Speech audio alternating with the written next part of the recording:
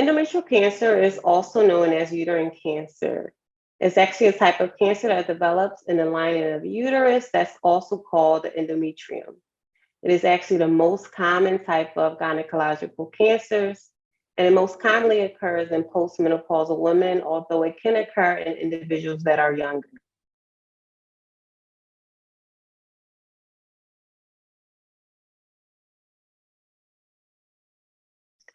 Endometrial cancer is often detected in very early stages through specific testing.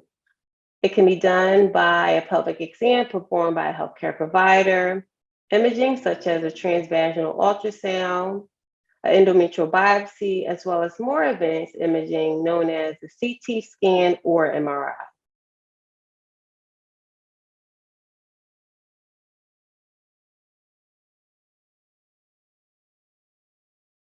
The exact cause of endometrial cancer is truly unknown. However, there are certain risk factors that may increase an individual's chance of developing the actual disease. Some of those risk factors may be obesity, a hormone imbalance, use of hormonal therapy, a history of diabetes, as well as history of a disease process or a disorder called polycystic ovarian syndrome. In terms of family history, if an individual has a family history of endometrial cancer, along with colorectal cancer and a genetic disorder called Lynch syndrome, they may be at increased risk of developing endometrial cancer.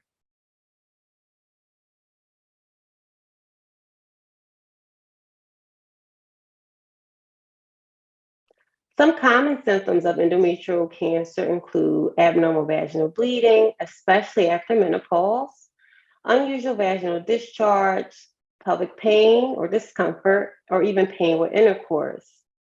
The symptoms can vary from person to person.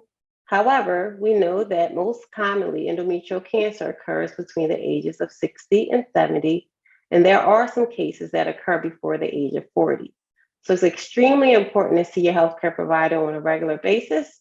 Typically, that's yearly. And if you notice any of these signs and symptoms occurring, please be sure to see them sooner.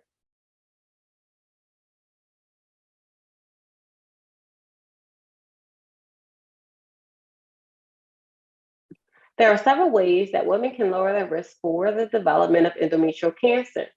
That includes maintaining a healthy weight, using oral contraceptives, having multiple pregnancies if desired, using hormonal replacement therapy if an appropriate candidate for use, regularly exercising, which can include any physical activity like walking, jogging, or whatever gets the body moving. Eating and maintaining a healthy balance that may be high intake of fruits, vegetables, whole grain or lean meat. It's always important to know that it takes multiple factors to reduce your risk of endometrial cancer. And there's not a one size fits all, and prevention is not always guaranteed.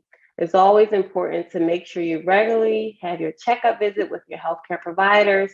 And remember, if you ever experience signs and symptoms, early detection and appropriate management is key.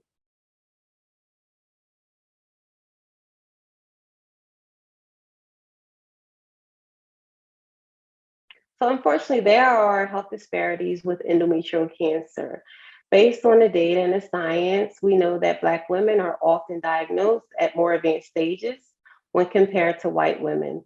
This may be due to various factors, including systemic racism, lower access to healthcare, lower rates of screening, and a delay in seeking medical care due to implicit bias as well as discrimination.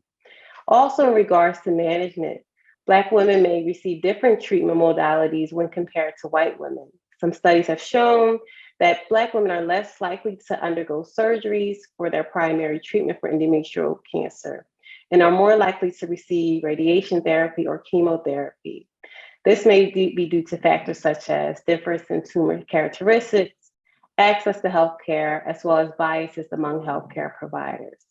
The most important thing is to address these inequities and disparities and ensure we increase awareness and education, access to healthcare, and improve communication between healthcare providers as well as their patients. It's paramount that we ensure equitable diagnosis and management of endometrial cancer for all women, regardless of their race and ethnicity.